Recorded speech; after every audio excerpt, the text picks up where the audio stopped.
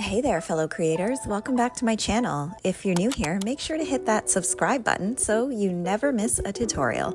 Today, we're going to get you started on what I hope will be a long and productive knitting adventure.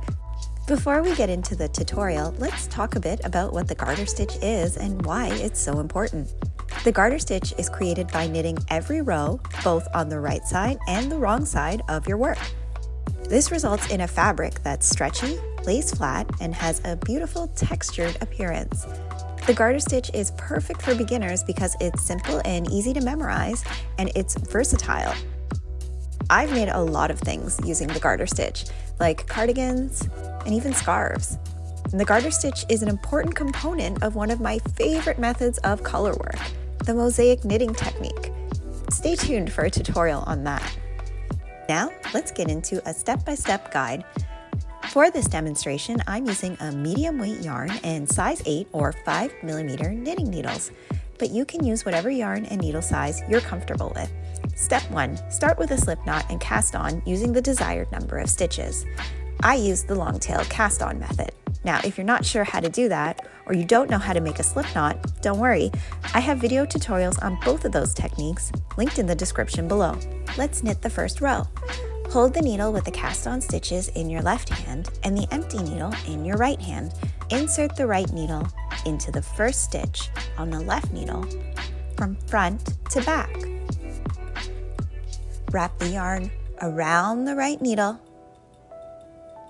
and pull through the loop, sliding the old stitch off the left needle. You've just made your first stitch. Congratulations. Let's try that again.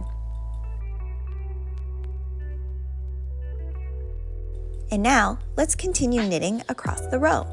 When you reach the end of the row, all of the stitches will be on your right needle. Okay, let's knit the next row.